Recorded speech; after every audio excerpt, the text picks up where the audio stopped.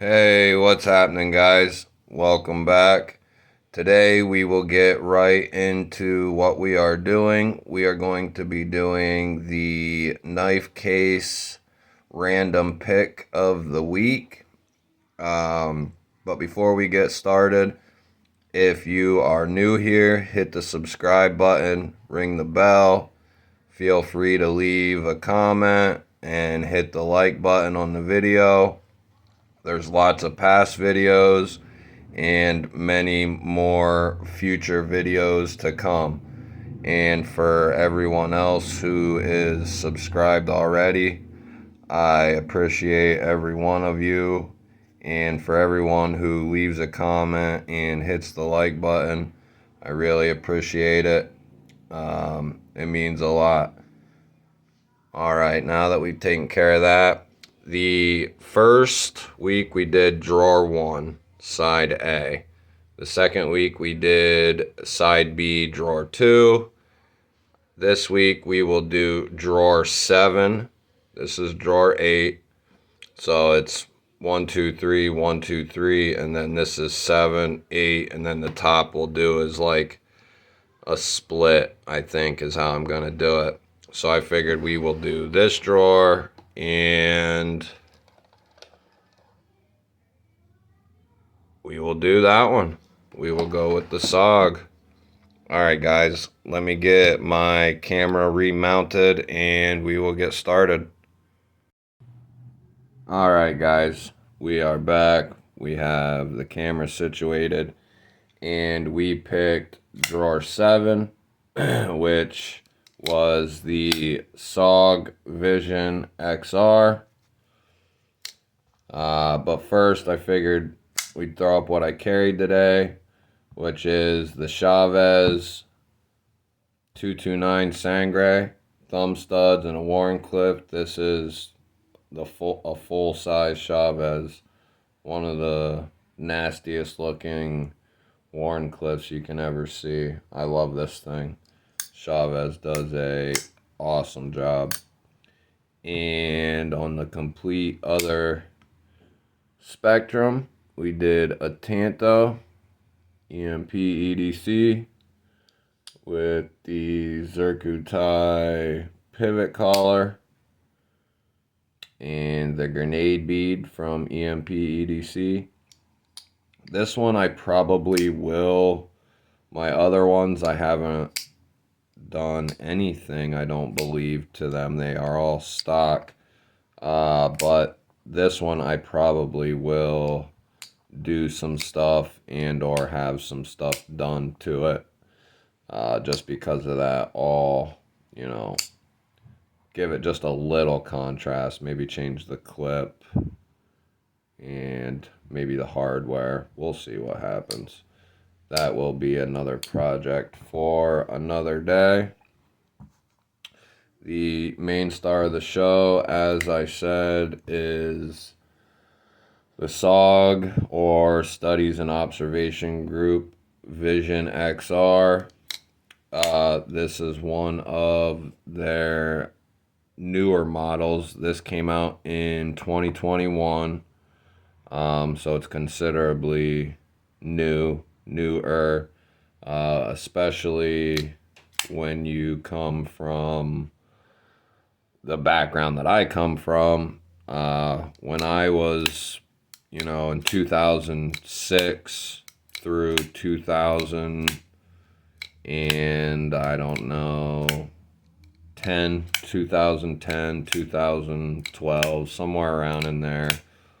Sog and Gerber, and then a select few others were, the bee's knees, especially when it came to having a tactical knife, a badass knife. And for the most part, I would say they held up pretty well. I would say the most noticeable difference between then and now is the blade steel is a lot better all the way around. And the attention to detail and the things that go into, the ball bearings, and just making everything as smooth and precise as possible.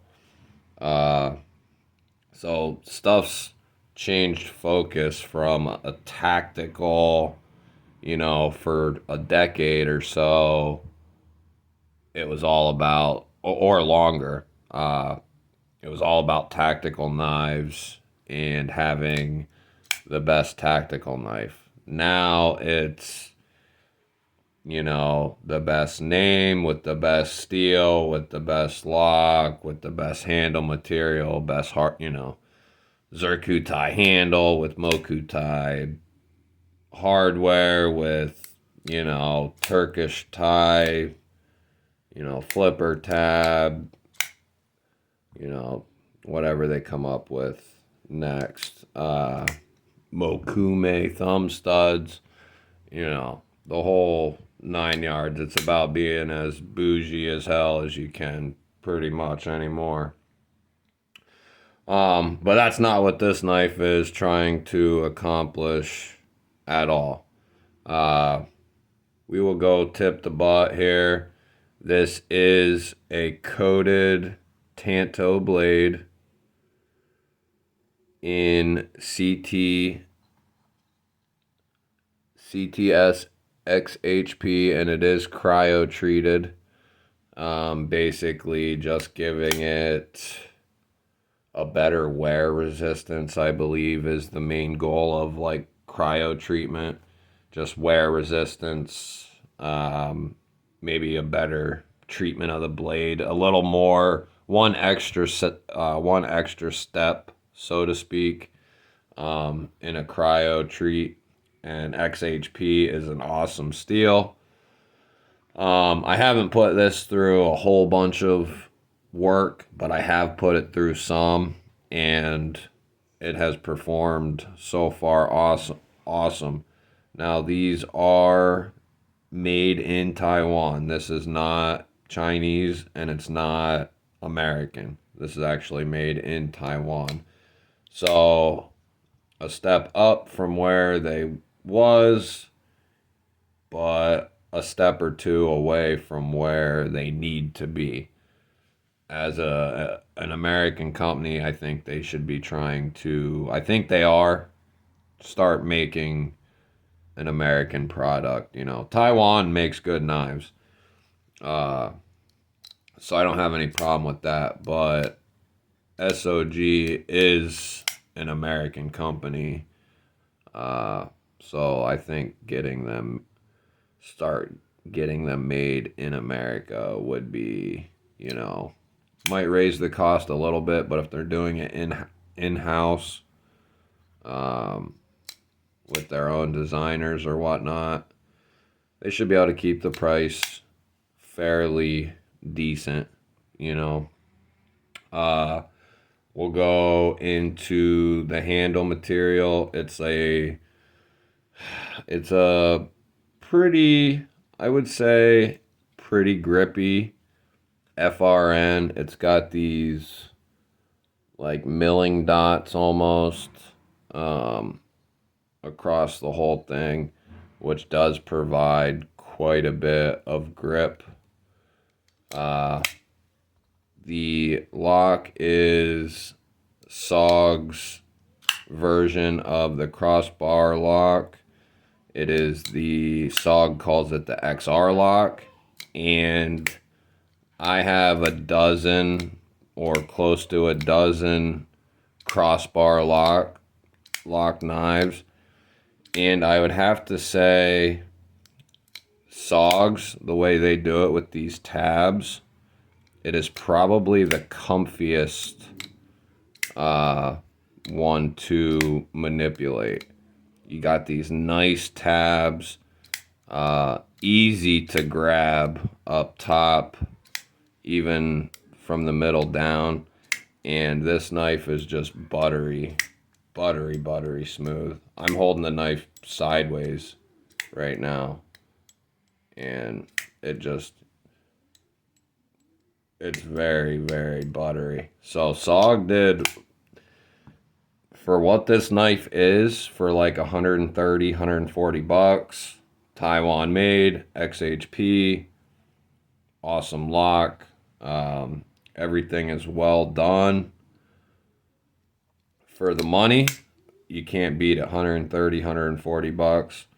No, it doesn't have a deep carry clip. That's not what this is built for. This knife was created to get out of your pocket quick and be able to deploy it quick.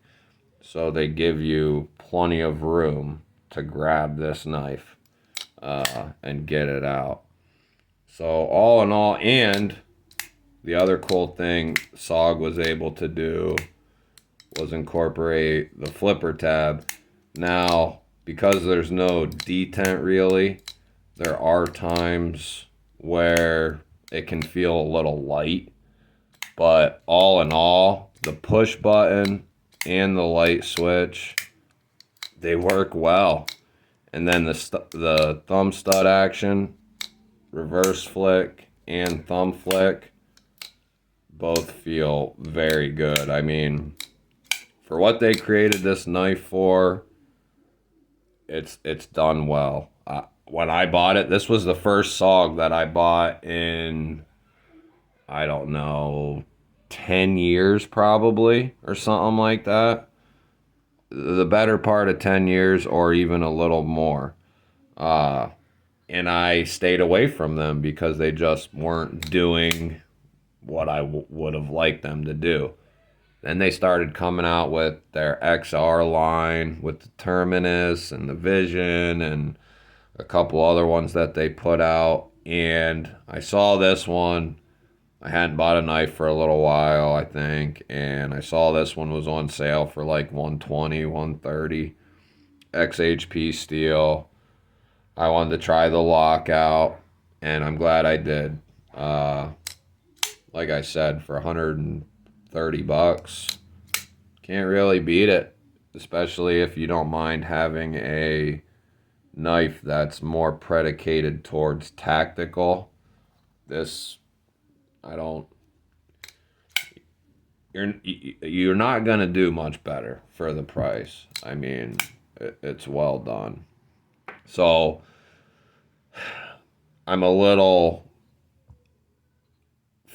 favored, have a little favoritism towards Sog. They were like one of my first loves when it comes to pocket knives. But then I kind of got upset with them almost in a way for putting out cheap, junky ass knives year after year. So I kind of, got upset with them, kind of stayed away from them. But after getting this, I think they're under new management, ownership even. So I think they're trying to turn the tables around. And I think they are well on their way if they continue down the path that they're going. Trying new things, incorporating new steels, I think they should have a market for tactical and then have a market for just a EDC knife, just a regular, let's go for just a regular knife, a cool ass knife that's EDC based instead of tactical based, which the Terminus XR is technically their shot at like the bug out or a basic knife that's not quote unquote tactical based. That's more of an EDC knife. But let's see some more of that type of stuff. That's what I'm interested in anyway. Especially if they're going to put them out in XHP or S35 and they're going to be made in Taiwan or the US. I'm actually on and off for the last couple weeks, couple months since I got this. I've been pondering on getting another SOG. I almost got the Terminus, but it's like a $50, $60 crossbar lock with D2, cryo D2. I might still get one of those, but that's not very interesting to me right now anyway for a new SOG to try. So I'm trying to figure out which one I want to get, so I can kind of compare. Is this a, misnomer with it being good and whatnot, or are they actually back to putting out good quality? So yeah, so that is the Sog Vision XR in a nutshell. We could do a little size comparison quick, and then I will get you guys out of here. It is bigger than the Nimble, which is not a big knife by any means, and it is smaller handle and blade than the full-size Chavez. And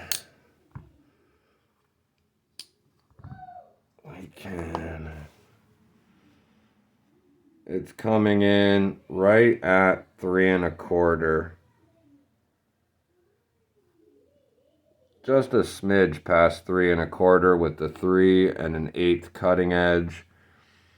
And then out here, we are pushing 8 inches. It's like a 16th to a 32nd away from being 8 inches total.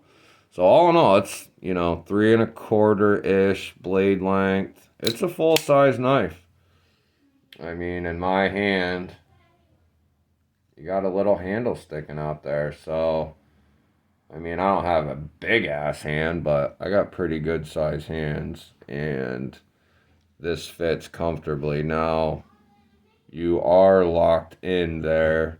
You got this nice pointer finger stop there right before the flipper tab, and it also is comfortable like in a push forward grip, and then it's also comfortable like this. Now I won't want to do a lot of hard work like this, but you can do like a reverse draw cut with it comfortably.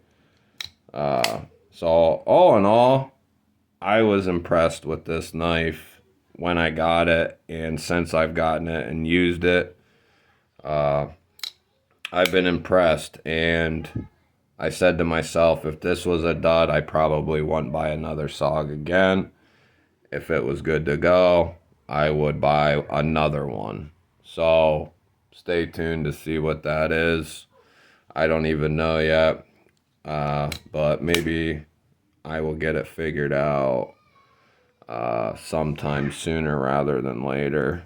And if you're wondering, they are all T6 on the hardware. Alright guys, I am going to get you out of here. That is the Sog Vision XR with the random knife out of the case pick of the week. Have a good one, guys. If you're not subbed, hit the subscribe button. Leave me a comment. Let me know what you think of this guy. If you have one, if you're gonna get one, let me know. Have a good one, guys. Catch you on the next one.